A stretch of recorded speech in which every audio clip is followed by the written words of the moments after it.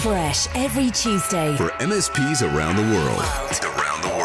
This is Paul Green's MSP Marketing Podcast. Look at that. We have reached episode 222. Here's what I got in store for you this week. Hi, I'm Craig Fulton with Evergreen, and we're a holding company focused on M&A in the MSP market. If you want to hear more details on that, get tuned in.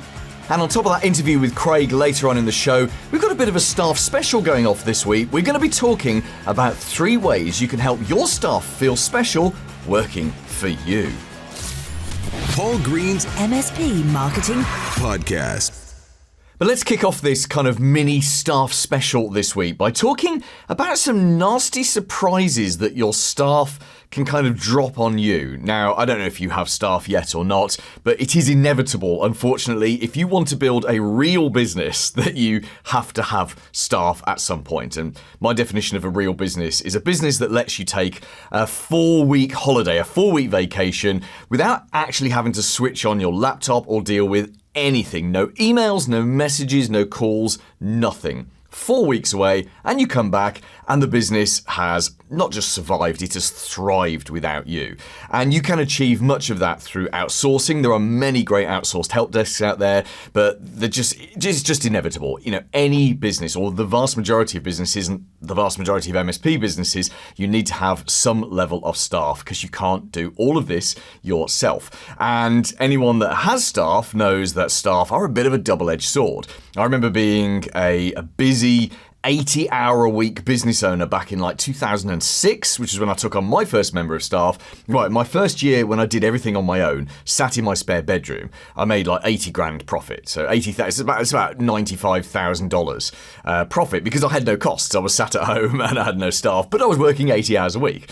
And obviously that's how you have a stroke, so that couldn't continue. So my second year in business, back then, I took on a member of staff, which required taking on an office. So that second year, we made virtually nothing. And I naively thought, hang on. I'm buying 40 hours of someone's time, therefore that's going to free up 40 hours of my time. And we all know it does not work like that. Because first of all, you don't get 40 hours from your staff, do you? You get like 25 hours from them. And then of course, you've got to invest, every time you bring someone else on board, you've got to invest your own time in training them, in managing them, in sorting out their problems. We could do a whole year of podcasts on staff. But we're not going to. We're just going to talk about it today. So let's talk about some of the kind of the most common staff bombs that get dropped on employers. This isn't just within the MSP world. This is universal to all businesses. But let's just talk about some of the most common ones and what you can do about them. The first of them is coming in late often. So a member of your team who is late now and again, it doesn't matter. In fact, they will beat themselves up about it more. My daughter, we were late to school yesterday, so I take her to school every morning. We pick a friend up, and we were late, and it was my fault because I forgot a bag, and we were halfway there when she suddenly said, "Did you pick up that bag?" I didn't, so we had to come back. And she was more bothered about being late than I was, which I thought, this is a great attitude. She's a teenager, and there are many, many things that are wrong right now. In fact, from her point of view, everything is wrong with the world. But to see her genuinely getting annoyed and upset because she was going to be 5 minutes late for school, I thought that was good, because that's a good work ethic, right? So someone being late now and again doesn't really matter. It's if they're late on a regular basis, and it could be that they're late every Monday morning. It could be because people who throw sickies are often late on a Monday morning. When we'll talk in a second about the cause of that, but you know that's a red flag, right? It could be that they do it 2-3 days in a row, or that they always just, we start at 9 a.m. I want you guys ready to go at 9 a.m. We have a meeting at 9:02 and they always walk in, like 10 seconds, just 1 minute past 9 or 10 seconds before the meeting or whatsoever. So coming in late often it's a sign of disrespect, and I that may be an old-fashioned attitude. I know I'm nearly 50, and I do feel old-fashioned. As I'm now talking to sort of 25 and 30-year-old business owners, that makes me feel old. But I try and have a young attitude. But I genuinely believe that coming in late is disrespectful. And that's not just coming into the office. I think dialing in late to meetings is also disrespectful. I try very hard to be on time for everything all the time. Technology problems aside, and by that I mean the video call not working. But, when someone does that on a regular basis, and no one on my team does that because I would address this with them, even joining a video call late regularly is disrespectful. It's disrespectful of everyone else's time. Your technician who walks in at 9:02 in the morning is disrespecting you, and they are disrespecting the other people, the other members of the team. And here's the thing, like all the things we're just about to talk about, the rest of your team will be aware of this problem. They will talk privately in private chats and in the kitchen, if you've got an office, about that person being late. And just as with all of these things, you need to deal with this because it's not just a problem about that person who's committing the crime or committing the disrespect. It's actually about the whole team. And they have to see that you take positive action and you pick up and do something when something is not quite right. Does that make sense? Yeah? So I think with this coming in late problem, you just have to talk to someone. It's when you spot the pattern, when it becomes regular, or when you're suddenly aware, hang on a second, that person is always late. And you have to sit them down and you have to make them realize this is a big deal without being too heavy. But often it's about drilling down into why. Why? And in fact, that can be the opening question. Why are you always late? I'm not late. I'm here just in time for the meeting. Everyone else is here ready to start work at 9 a.m. You wander in just before 9 and your computer isn't even switched on. You're not even logged on. You haven't even checked Teams before our meeting at 2 minutes past 9. That is late. Why? And you want to get down to what are the reasons. You know, if it's traffic, well, that's not the reason, isn't it? Is it? You know, that once a month or once every 6 month massive traffic jam, that's unavoidable. But if they're always late because of traffic, the real problem is they're not leaving home early enough. It's like, you know, people who are always late on a Monday or take Mondays, throw sickies on Mondays. That's gaming, isn't it? That's they're having too much fun on a Sunday, or they don't want the weekend to end. And for me, that's a massive, massive, massive red flag. Which again, I don't have anything like that with my team. But if I did, I would address it because you have to address that early on. So someone coming in late often is the way you fix it is you sit with them, you talk with them, and you say why, and you ask them to commit to doing better. And if they commit to doing better and don't do better, I do believe you have to escalate it. It's the kind of what's known as broken windows theory. Broken windows theory, and I can't remember where I read this. I have a memory that it happened, that it was used in New York in the 70s and 80s to reduce crime. But broken windows theory is where if you've got an empty building at some point, and it's just sat empty, it's a perfectly good building, it's sat empty. At some point, some kids are going to come along and be like, oh, there's no one around. Grab some stones, smash some windows, right? Cycle off quickly. Come back the next day, the windows are still broken. So they'll smash a few more windows. Come back the next day, all the windows are still broken. No one is checking the building, right? And what happens is the amount of crime escalates on that building. So it goes from broken windows to the door being broken in to, I guess, like people going to sleep in there, like I guess homeless people, drug users, and, you know, inevitably, eventually the building burns down, right? This actually happened to an old house, an old abandoned house that's in a village near here, about 10 minutes away, and exactly that. We watched it deteriorate over a 6-month period, and then it was burnt down one day. Anyway, the thing they did in New York with this was they cracked down on people not paying for the subway. So they had all of New York police, all of them, you know, it was jaywalking and subway crimes, really minor crimes. And the theory was that if people see that we are all over the minor crimes, then the number of major crimes will drop. And I'm pretty sure that that's what happened. I'd have to go and Google that to check. Anyway, but it's exactly the same. Broken windows theory on coming in late often. It potentially will lead to other things, especially if your team see that you're not dealing with it. Right, another problem that your staff will drop on you is too many private phone calls, or these days I guess it's too much excessive messaging. You know when they're messaging personally because they're on their phone. Unless you allow them to put like WhatsApp and the other messaging apps they use on their work computer, I guess you wouldn't be too keen with that. But it's one thing, isn't it, if they're messaging their colleagues on Teams versus they're doing their own WhatsApp. And we all talk to our people, don't we? Our friends, our family throughout the day. That's just how it is. It's not like the 90s when I started work, when you couldn't take a phone call from your mum when you're at work because you're supposed to be working. These days, your mum can WhatsApp you or whatever. It's when it becomes excessive. And I think it's at the point that you notice it. Because remember, you're the boss, and even if you sit there with them, you don't notice things before the rest of your team do. So at the point that you notice it's an excessive problem, it's a massively excessive problem, and you have to do something about it. And the solution for that is the same, which is talking to them why. Is it that they've just met someone and they're messaging them all day? Is it that there's a problem? Is it that they're just disrespecting everyone else and they're not sort of keeping their end of it? And obviously you have different things. If there's a problem, there's a house move that they're trying to arrange. That's a short-term thing, isn't it? You can help them with that. You can say, let me give you some time during the day to go and do that. I think those one-off events, you can actually be a better boss and really help them by helping them through short-term temporary problems.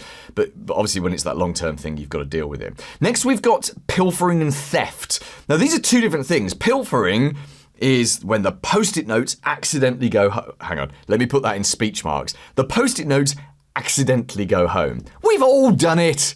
You've raided the stationery cupboard, right? When you work for someone, I did. Everyone does it.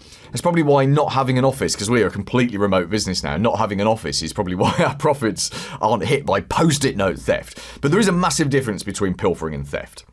And you know where your line will be for that. I guess for you, it's around equipment.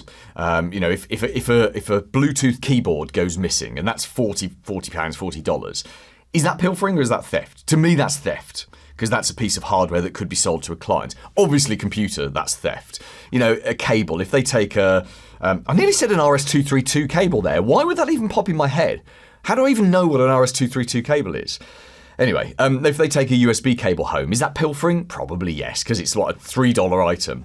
But what's the difference between the two? Pilfering, I think, happens in every business, but again, you've just got to keep a check on it. And that's, to me, is where you talk to the group and you make light of it. You say, Post-it notes consumption in this business has gone up by 247% this year, and yet I never see Post-its around the office. So please, can you just bring it down a little bit with the random stealing of things. Make it funny, make it a joke, but you get the message across. Theft, of course, has to be dealt with one-on-one. And I genuinely believe, if someone pinches a $40 item, you give them a warning. They have to, again, this is all about setting boundaries, isn't it? Isn't this the same with, it's the same with children as it is with your life partner, as it is with your staff. It's people. You have to set boundaries with people, and I think people need to understand where they are. If someone nicks a computer, then that's a police matter. I do believe that, but obviously you'll have your own line for that. Just remember, what's the phrase I'm looking for here? The behavior you tolerate is the behavior that will be returned to you. If someone nicks a computer and you find out, even 6 months down the line, and you do nothing about it, guess what? You're tolerating theft from your business. And they're not just stealing a computer. They're stealing money from you. If they put their hand in a till, if you had a cash register and they put their hand in it and took out $1,000 and took that home, you wouldn't accept that, right? Because that's cash. Well, a computer is cash as well. It's just cash that's been turned into plastic and metal and stuff. Final one then. Final common problem that employees will drop on you: body odor. And this is a horrendous one. I've talked to so many MSPs about this, where they have a technician with a body odor problem. It's a really hard one to tackle, and I don't have a definitive answer on that. I think there are lots of different ways you can do it, and it depends on the dynamic in your business. Sometimes a trusted person talking to them can be the best way to do it. Like a lot of MSPs I know have an office mom. So it's an older woman who comes in to do like an admin role or some kind of marketing role, but they are a bit older, so they take on that kind of mom role. They're just looking out for some of the younger staff, and that kind of person can very, very easily just take someone aside. Just kind of in the kitchen, they're making a coffee together, and just say to them, have a little chat and say, well, it's the thing, I wouldn't even know the words they would use, because that's not me. That's not the thing I'm comfortable with. But a business mom, an office mom, would know how to do something like that. Or maybe you can have a word, but you just need to be really careful not to offend someone, because no one wants to be told you stink, which, by the way, are the words you wouldn't use. But no one wants to hear that, right? Because we don't know we smell.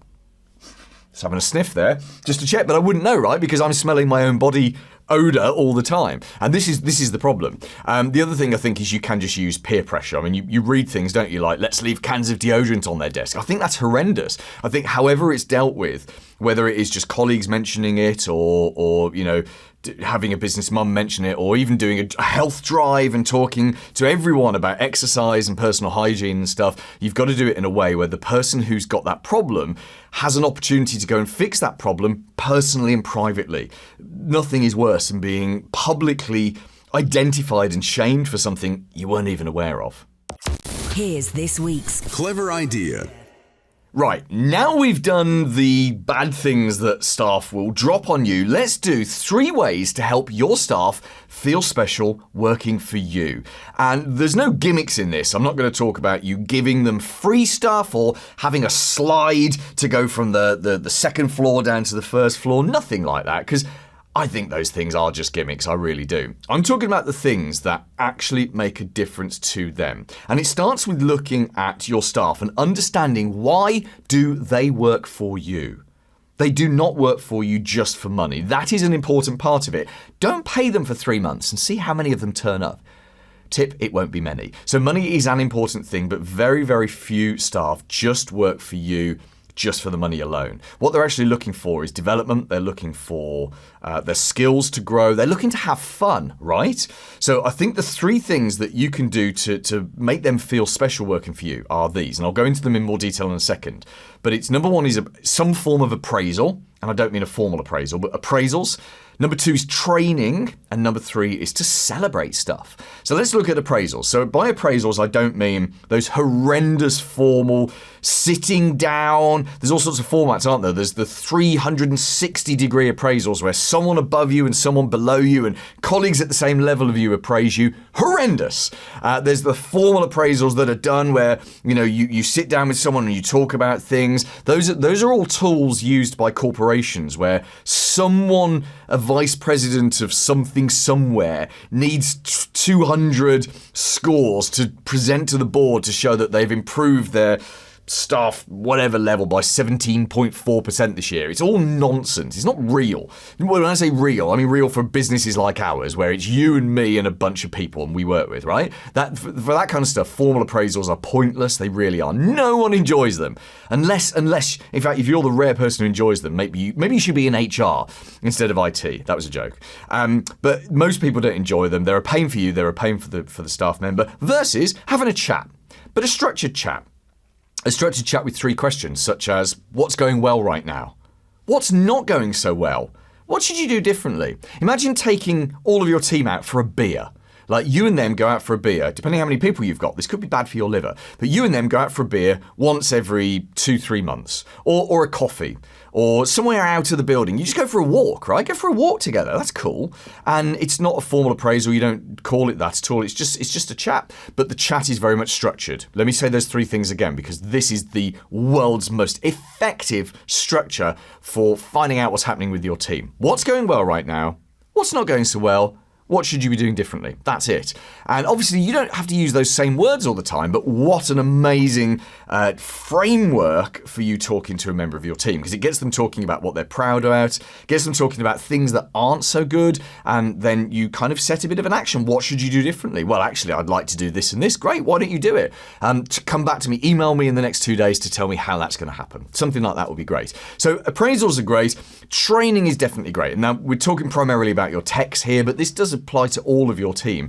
Everyone should have an opportunity for training. And training has lots of different kind of formats, doesn't it? So we don't do a lot of formal training here in our business, but we do educate ourselves and learn and develop on things. For example, at the beginning of last year, at the beginning of 2023, I was saying, we as a business, we want to get better at YouTube. And we spent, I think it was about $4,000 on a YouTube training course. And me and Simon and James, the 3 of us, we work on our podcasts and all of our videos and our YouTube. And we did this training together. And I'll be honest, they did the work. I didn't. I just kind of jumped in and reviewed the notes on it. But then we had some meetings and we'd sit and do discussions, and it has led to us changing what we do with our YouTube. And it's early days, and we've got to get better at it, because everything is a constant school lesson, isn't it? Everything you've got to get better at. But that wasn't formal training. That was a really fun course that we did, which then triggered us off down a different direction. And we're still learning. Every single time we do a video, we learn something new off it. It's brilliant. But that's training. That's actually fun training. People think of training as sitting doing an online course or sitting in a classroom. Ugh, I can't think of anything worse. Maybe that's a personality thing. I don't like sitting in formal education settings. I like interesting training that engages me. I like going to seminars, and I like big raw stuff, or working in a group and watching some videos and discussing it. That works for me. You've got to find what works best for your team. And of course, each individual person is going to have a different thing. One of the really cool ideas, an MSP I was working with years ago, and I can't remember if this was, I think this was either Ben Schneider or Ollie Denhard. I think that's your surname, Ollie. I just know you as Ollie. But if it was one of you guys, just reach out to me and let me know. Or if I'm talking about something here and you gave me the idea and I haven't mentioned you, reach out to me and I'll give you the credit in the podcast because you deserve it. But they did a really cool thing where they set a budget for their staff every year. And the budget was, they might say to them, right, you've got $1,000 for training this year. So you get to choose what technical training you do up to the value of $1,000. But you must spend that money and do that training this year. And if you don't get a pay rise next year. So let's think about that. So you give someone a budget, you let them pick the training, so they're picking the things they're most interested in, and they must spend the money or they don't get the pay rise. So they must do the training. Because you want all your techs to be regularly doing training, right? If they choose that training and then don't do it, that's a problem. So, you've just they've got to get sign off from you on the training skills they pick. And the reason for that is you don't want them going and training on a skill that you would never use in the MSP, but would allow them to get a new, better job elsewhere next year, right? So you might not touch servers. They want to train on servers and do some server skills course. Obviously, you would put a kibosh on that. You would say no to that. But you get the idea. And I think it's such a wonderful thing. Essentially, this creates a culture of training within the business where they have to tell you, this is where I'm going to invest my cash, your cash. This is where I'm going to invest into the training. And this is the training I did. And they have to give you kind of a summary afterwards. Maybe they have to make a 5-minute presentation back to the team when they've done some training. So it kind of turns the whole culture of the place into a culture of training, which is great. Then the final one is celebration. Celebration's easy. You celebrate everything. You celebrate birthdays, you celebrate anniversaries, you celebrate wins, you commiserate losses. If a client comes on board, you celebrate. If you lose a client, you commiserate, but you turn everything into a celebration and just do a variety of different things. One day it could be pizzas. Another day it could be, let's all go to that Mexican restaurant. Another day it could be, you guys get to go home at 3 today. I'm going to cover the help desk. It could be, why doesn't everyone take Monday off? There's all sorts of different ways you can celebrate. And never forget that the tiny little things can have the biggest impact. Something as simple as Friday afternoon, 3 p.m. Hey guys, it's been a great week. Phones are really quiet. Everyone go home. By the way, I bought you all a 4-pack of beer. Or for those of you that don't drink, here's some ginger beer, whatever. Here's some 7-Up. What an amazing boss you would be. What would that cost you? $20, right? And 2 hours on the phone, hoping and praying that no one calls up with a ransomware attack. But you get the idea, yeah? That would make you the world's best boss if you did something as simple as that. Paul's blatant plug. I just mentioned that YouTube course right there. If you want to see the latest kind of YouTube videos we're putting out, which we are deliberately making edutainment, we're trying to entertain you while educate you about growing your MSP. Just go on to youtube.com/MSP Marketing. The big interview. Hello, I'm Craig Fulton. I'm an advisor at Evergreen, and my job is to make sure that MSPs get the most value out of their business. Thank you so much for joining me on the podcast, Craig. You are on a list of people who keep getting recommended to me, and it's been great to finally get you onto the show because you are someone with a very long reach back into the world of MSPs, and I know you're doing some very exciting stuff going forward with the MSP you're currently working with, Evergreen, and particularly M&A activity, mergers and acquisition within the sphere in the US. So we'll talk about that in a little bit. Let's first of all start by looking back at what you have done. So for those MSPs who are thinking, hey, I know this guy's name, I remember this guy, tell us a bit about your background and why someone would know you.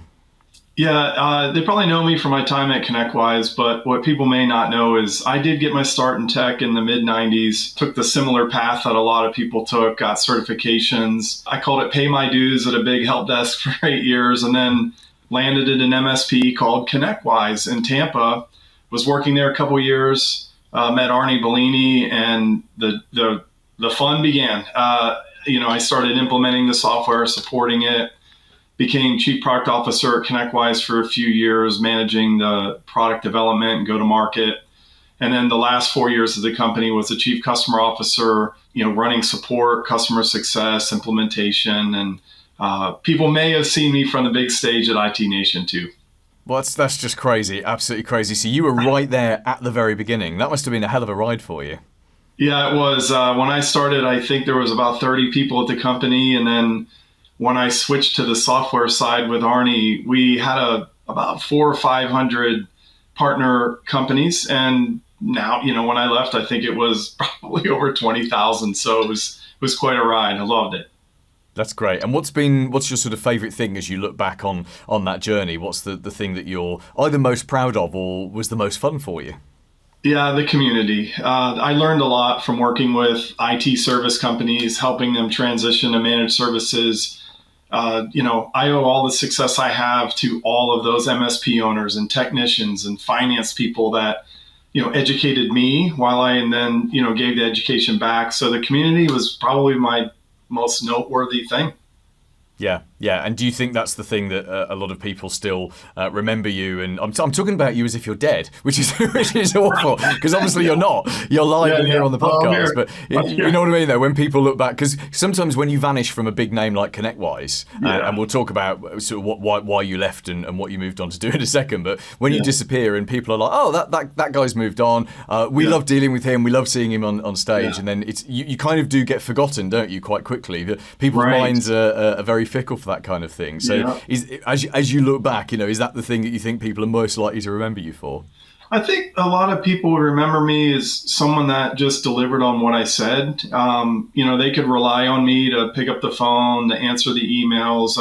My mother was a librarian growing up in the library. I just had that service-oriented coaching, the most influential years of my life. So when I got into tech, I've just always been a servant to people and want to help. And I think I'm known for that, right? And when people see me at conferences, they're like, that's the guy you can go to get things done. So I'm pretty proud of that. Yeah, and that's such a cool positioning to have, to be that guy. So how did and I'm kind of looking more for your opinions on this, and let's label this clearly as just an opinion. As that business grew and became the force that we know it as today, how did it change? Because I'm guessing businesses like that become something bigger than I guess anyone ever thought they would become. How does it change, and how does that sort of affect you on a day-to-day basis? Yeah, the change was really around the business transformation we were doing for companies.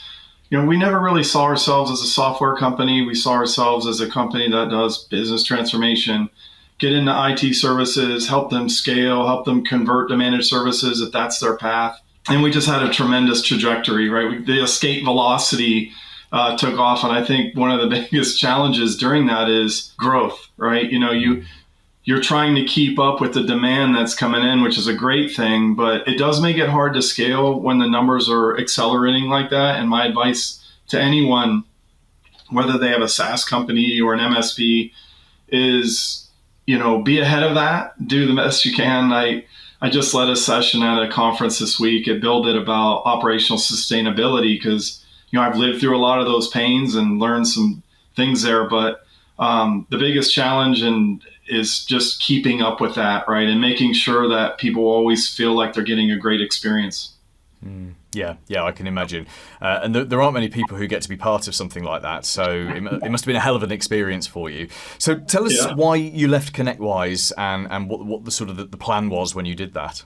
Yeah, so I'm pretty open about this. It's very personal, but mental health is something that we hear about in the news and people talk about. I had been struggling for a couple years with, I think COVID kind of knocked me back. I had grown at ConnectWise to feel that my value was in leading people and being present and in front of people. And, when we all started going home, I was really challenged with what is my purpose every day? Where am I adding value anymore? And I'd kind of slipped into a dark place. And as I evaluated that with my family, I thought, it's probably time to take a little bit of a break.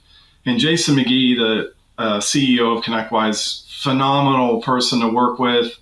He was always supportive of me. And when I made the decision, like, hey, I think I just need a change. 16 years is a long time. I think a lot of people will agree, like, that's pretty admirable. And Yeah, it makes sense that, try something else. So I took some time off to figure out what that was. Yeah, and bravo to you for Yeah. and thank you for being so open about that on the podcast. I know you've spoken about it elsewhere, but you're right. I mean, we let's be honest. We've got an industry here that's very, very heavily skewed towards men.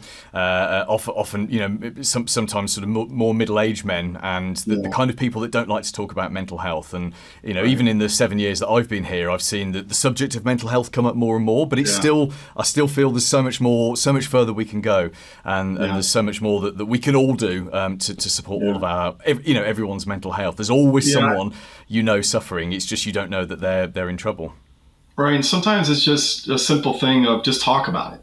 Like, a lot of people want to hold it in, and I did, and because I was a little embarrassed. But when I finally started talking about it, like with my team and peers and friends, like, hey man, I just see the negative in everything anymore. Like I don't know what to do to get out of this. So yeah, that's right. Anybody struggling right now, that's what I'd say is just don't be afraid to be vulnerable.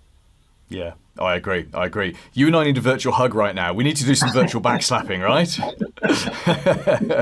I dare. I think that I would dare do the actual movements because I'm worried my camera focus is going to go crazy if I do it. But there we go. Consider yourself virtual hugged. Thank you. So I appreciate that. Post ConnectWise, then you've had this insane 16-year journey. It's been a hell of a joyride for you. I can see. And what? How do you follow that up? What do you do next? Right. Yeah. So the way I love stories. I consider myself a storyteller, and I always love hearing someone's story. And for my story, I thought, this feels great. I got into tech. I worked on a help desk. I tried to do my own thing. Found myself in an MSP, helped others become MSPs. And now it just felt like, I've seen so many people work so hard on their business, provide great jobs for, their friends and people in their community, enable businesses in their communities. I want to make sure they get the financial payout they deserve. And it just feels like the natural progression of the next thing for me was, okay, I've met thousands of MSPs, hundreds I have very close relationships with. And I laugh because I just think of all the stories of mountain climbing with people, sleeping in tents and snowboarding. And I just felt like, I want to help them get that big payout, right? And more than just money, financial freedom. I mean, it does help. And there's so many options out there. And I felt like I want people to know what those are. And so what did you do with that? Yeah, I had someone I met along the way I was really close with. He had sold his company to Evergreen, and he said, you should check them out. And I was like, I don't know. Like, we'll see. I have some ideas of like Christmas tree farming, and I don't know if I want to do tech. And so I did reach out to Ramsey Sayun at Evergreen. He's a co-founder, and started talking to him. And as we talked over the months, it started to feel like a good fit and something I got excited about. And so I joined the company in May to get the word out. Fantastic. So tell us what Evergreen is. Let's assume that everyone listening to this hasn't heard that name before.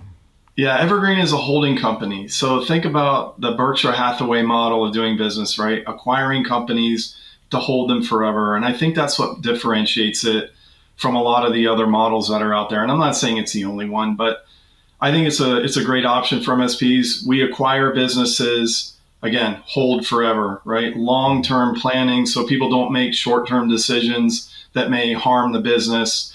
We retain the brand, we retain the leadership, we really get focused on the customers, we keep the tools and the processes, everything in place, but we work together to help that business grow. And it's a very unique way that it's set up. Some owners decide to leave when they sell. Some decide, I'm going to stay on for a year or two, some longer. So there's a lot of options on what we can do here. But what really resonates with me, my personality, and everything I've done is just preservation of that business that so much effort has gone in to build. I think that's important. And I feel like that's what a lot of people are looking for. Yeah. So when the owner joins Evergreen, whether they choose to stay or leave, the business keeps its name, it keeps its staff, it keeps its premises, but it's now part of something bigger. Is that how it works? That's right. And the way, and a lot of people ask like, well, wait, how do you manage all that? Because, we have over 70 MSPs now globally and growing. And, we put them into regional groups and think of them as like mega peer groups. This industry is very familiar with the peer group model. So in North America, we've got an Eastern peer group that includes Canada. We have a Southern and a Western. With like 20 MSPs in each group, and there's a small operating team there with a CEO, a CFO, a growth VP, some analysts, some talent people, and they all work together. It's an opt-in kind of thing. Nothing is forced. They work together. Some examples of some things they do is build marketing engines that benefit their group. Work together on cross-selling services from one MSP to another. It's really fascinating to watch, and I'm just thrilled to be a part of it. Yeah, I bet. I mean, that's a beautifully unique model. And as I sold a business, it was outside of the channel. I sold a marketing business back in 2016, and actually within 6 months, the name of that business had gone, and the staff that I'd spent years building up and protecting had been decimated. And as a business owner, you do have more of a vested interest in the longevity of your baby than it's nice to get the money, it's nice to get the payday, but there's also, 6 months down the line, if you can't look your old clients in the face because what you built over a decade has been taken apart in front of you, that's actually kind of a very sad thing. So I think this is a wonderful model. So what's your job? Obviously your role is getting word out. Do you go and meet with MSP owners who are thinking of exiting, or do you just get to do cool stuff like appear on podcasts?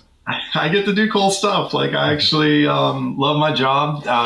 They say like, if you love your job, you'll never work a day in your life. It really just feels like me with a good work-life balance too. So what I get to do is get the brand of Evergreen out, get the word out. I never saw myself as a networker until I got this position, realizing, wait, I actually do know a lot of people, and I've been reaching out to some long-term relationships, and I do my best to make sure it doesn't come across as salesy. I really just want to present the option to people and let them know it's there and see where they're at on their journey. So building the brand, evangelizing what we're doing, opening the door for the M&A team into some MSPs I know are fantastic, and there's plenty of them, and a lot of in-person. So I'm back on the road full time.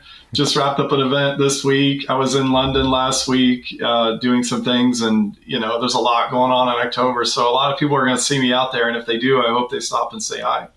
Fantastic. I'm sure they will. Let's just talk briefly about M&A, so mergers and acquisition. And just to lay it clear for you, Craig, our audience, this podcast is completely worldwide. So we have a ton of listeners in the US. Yeah. We have a ton of listeners in the UK, Australia as well. And then probably about, last time I looked at the stats, it was about 30 other countries. So you can assume that if English is a predominant language in that country, that there's MSPs listening. So I realise you and I are going to have to talk mostly about the US and the UK because that's where your experience is. But we've seen over the last few years a couple of things change, haven't we? Or certainly I have, and it'd be interesting to get your perspective.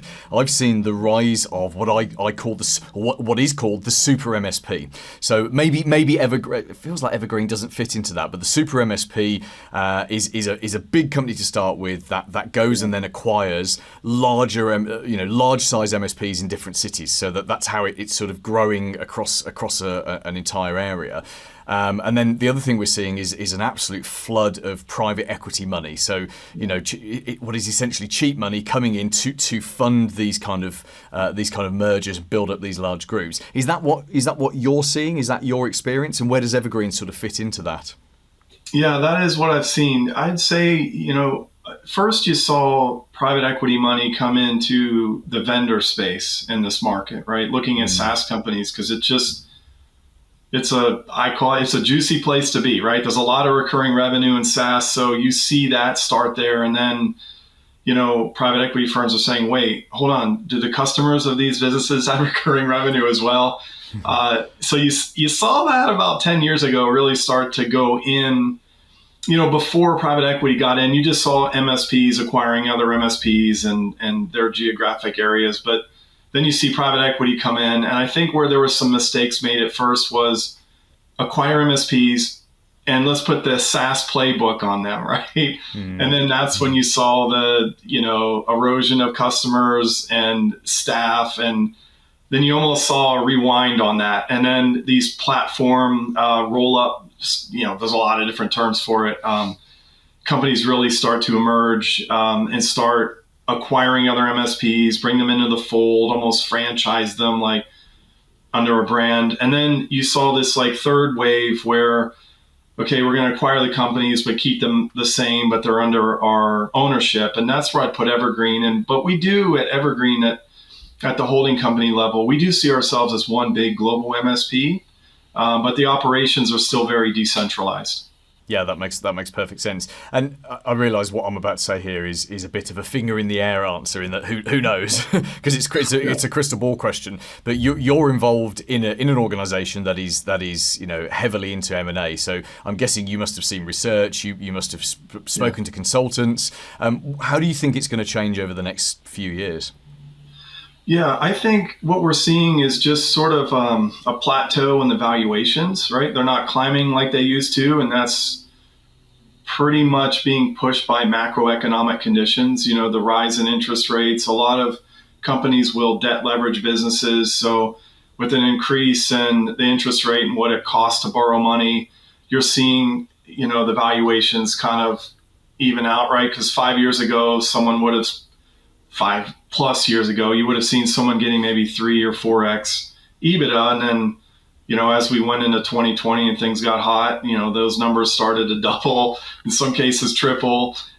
You've seen that kind of even out now. And then aside from the financial side of things, I think you're going to see more movement, because you have a whole generation that I would put myself in, of people that got started in tech in the 90s. And they say for an entrepreneur, 17 to 20 years is that magic number where it's like, okay, I've gone as far as I'm going to go. And I think there's a lot of companies in that. So we're going to see it, even though we've been saying, M&A is heating up, it's heating up. I think we're going to see something more explosive happening, especially for Evergreen. We're going global. Our first acquisition in the UK just closed it a couple weeks ago. We're pretty heavy in there and moving in there, and we're looking at other geographies as well. So I think you're going to see more start to do that. Yeah, it's exciting. And I think it's, I've been in sectors before which was consolidated around me, particularly veterinary in the UK. I was heavily into that sector when a flood of American money came in and just changed the whole sector in a number of years. And, it's kind of scary for the owners who are there at the time. But what it creates is massive opportunities. Yeah. As you say, people who are done, they've had their business time and they want to get out. And I think having 3 or 4 different options, we could sell to the MSP down the road, or we could sell to the super MSP, or we could become part of a group and retain our identity. I think having all of those options is only good. I think so long as the end customers end up looked after as well as they're looked after by the individual MSPs, then maybe this drive of acquisitions and this drive of consolidation will be a good thing. Okay, Craig, let's pause what we're talking about there. Thank you so much for your time. It would be great to get you back on in a couple of years' time, just to maybe even next year, certainly the year after. Let's track what's happening. Let's track what's doing. And right. What we might even do is perhaps get on some of the MSPs who've been part of that group. This is something we've done before with we did it with a company in the UK that's acquiring MSPs. We got on 2 or 3 of the owners that they'd acquired a few years post acquisition, and it was really interesting to hear the stories of the owners and how from memories some time ago, but one of them had left and had loved getting out immediately, and one of them had stayed in and enjoyed running the business without having to worry about all the stupid things that keep business owners up at night. So let's get you back on the podcast again. Just finally, tell us what's the best way to get in touch with you. So obviously you're going to be at so many events, but how can we reach you digitally as well? Yeah, email's wide open. I'm pretty responsive. C Fulton at evergreensg.com. You can also check out our website, evergreensg.com as well. And I'd love to hear from you if you're tuned in and you have any questions. Again, even if it's, how can I add value in my business? We love to share what we've learned to help companies grow. Paul Green's MSP Marketing Podcast. This week's recommended book. Hi, I'm Josh. I'm a technical recruiter from Beaumont. I'm a specialist MSP recruiter. My business book recommendation is On Recruitment by Mitch Sullivan, which will help you learn some of the lessons that I have over the last 9 years in my career that breaks down some of the biases you have with recruitment. It also helps you sort of rethink the way that you advertise your MSP to prospective hires and new candidates that you would like to join your business. coming up next week. Hi, I'm Kaya Glad. I am a copywriter and brand messaging specialist. If you're an MSP, you know that trust and credibility are the biggest drivers in bringing you your next customer. Building credibility with social proof on your website is going to be so important. I'm going to talk about exactly how to do that using social proof in multiple forms. So join me on Paul's podcast and we will dive into it. And on top of that interview next week, let's follow up on what Craig was talking about just a few minutes ago. Next week, let's ask you if you could buy another MSP. Join me next Tuesday and have a very profitable week in your MSP. Made in the UK. For MSPs around the world. Paul Green's MSP Marketing Podcast.